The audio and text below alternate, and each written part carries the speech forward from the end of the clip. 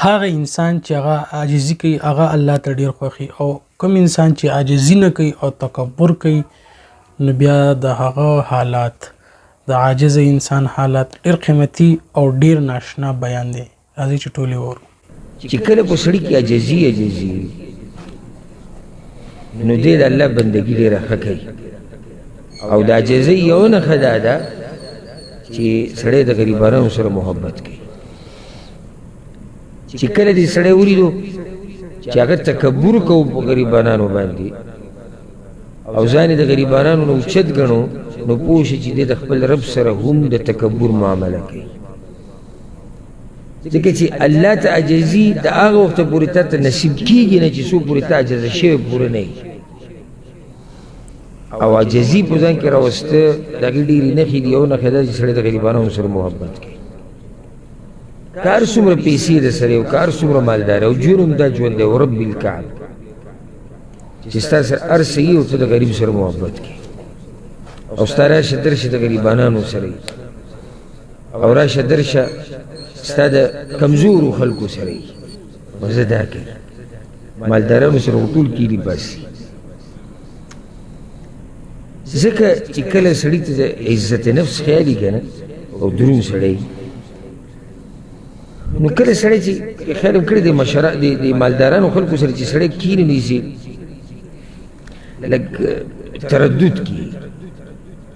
سړی پوره مطمئن نه وي ولې پوره مطمئن نه وي چېرې کیدای شي د ده په زړه کې دا وي ته کیدای سبا دا دنیا ده کیدای شي د په زړه کې دی چېرې زما پیسو ته ناست دی زما خو خپل ځاني زه خپله خبره وکړم زه د الله ځان له کمزوری بندې زما خو کله یو خو هغه مالداره ملګری چې هغه الله والی او ما ته پته دی چېرې دا سړی دینداره دی او ده ته هم پته دی چې دې که دلته راځي د الله دپاره راځي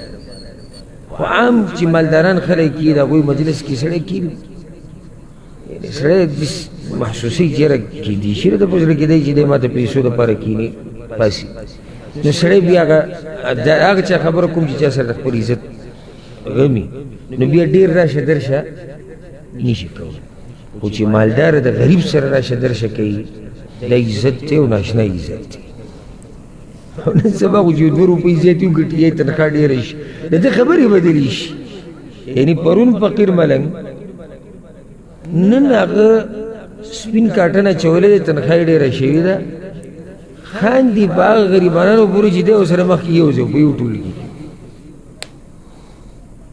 نن هغه پورې خاندي او هغوی ته طریقه ښوي نو نه وي مړه وایي تاسو پوهېږئ نو دا خو ته هم نه پوهېدې مخکې یو کس خبره کوله مالدار او یو مجلس کې لګیا یاره وایي هم غریب مالداره شي او درون سړی که مالدار که غریب یې ده خو یې درون یې خدای چې مضبوط نه وي که نه نو دی کمزوری نو هغه وایي یاره وایي زه دې خلکو ته حیران شم سړی چېرته یو دانه مڼه وخوري ډوډۍ نه بعد چېرته یو دانه داسې لاسونه ورسره والو کیله وکړي اوس دا ګټې ګټې خبرې لکه خلکو غریبي ده هر سړی کله ډوډۍ نه بعد کیله او مڼه او مالټه خوړی شي تعالی الله طاقت درکوي ته ورسره مرسته وکړه ته راوړه دې خلکو له ورکړي چې خوري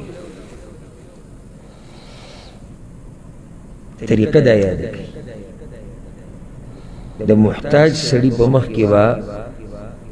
د خپل حاجتونو پوره کېدو قیسې به هم نه کړي دا دروند خوی دی چې اسلام موږ ته ښوولی دی یو سړی غریب دی کور کې ایسي نشته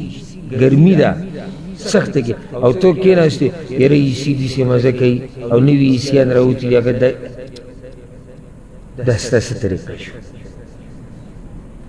هغه حاجت دی دغې ته زړی ورته کېږي کړېږي پسې بچو ته ضرورت دی ښځې ته ضرورت دی ته د دوی په مخکې قصې کې سړی غریب فقیر ملنګ دی د ډوډۍ پیسې نشته ته د هغوی په مخکې وایي چې بچو له مې یاره اختر له دا واغستو او یو دې پېر له مې بچو له دا وکړو ما ورته وایي چې دې پېر له غوا پوره حلاله کوي او ما دا ستا کار مناسب هغه سره دومره څه نشتي چې د اختر د شپې ډوډۍ پې وخوري او تا که ته کیسې کوې چې ما بچو له فلاني ځای نه کپړې راوړې او ما ورسره ورته ووایي چې میخه پوره حلاله کوي دا هغه سړي کار نه دی چې هغه کې اسلامي ادبي او دروند اصیل سړی د دغه کار دی بلکې داسې وخت کې سړی د دې حاجتمند سره ځان یو شان کړي چې دې دغه محسوس نه کوي ځکه رسول الله صلی الله علیه وسلم څه ویلي و حدیث کې یو ورځ ابوذر غفاري رضی الله عنه روانو او یو صادر اچولی ورسره یو غلام و د هغه خادم هغه مکه شان صادر اچولی چا ورته ابوذر وی دا څه قیسه ده ستاسو دواړو خو یو شان کپړې دي وی رسول صلی الله علیه وسلم ویلي وو چې دا تاسو سره چې دا کوم کمزوري خلک دي دوی له د خپلو جامو نه جامې ورکوئ نو زه چې کله هم جوړوم دله ورسره ځان له یو شان جوړ دا طریقه ده د مسلمان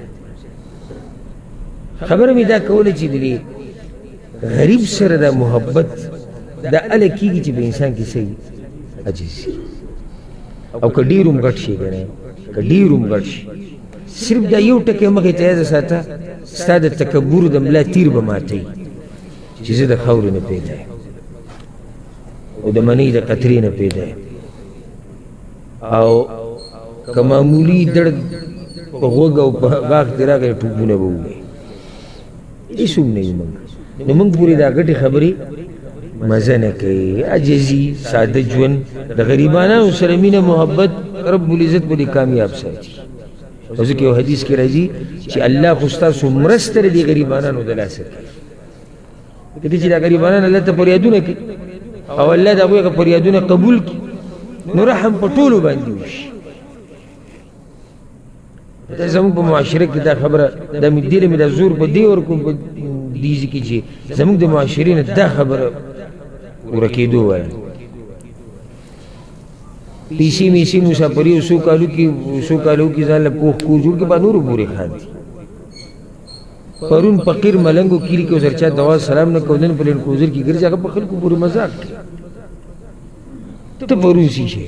او که ته مالدار یې خانداني بیا هم څه شي هېڅ هم نه کل من علیها فان څه چې دي دا ټول فنا کېدونکي دا هر څه الله ته پاتې خدو ډیر قیمتي او ناشنا بیان امید د الله نه چې تاسو په خوشی وي نو که خوښ شوی نو لازمي خپل ملګرو سره شیر کړئ السلام علیکم ورحمت الله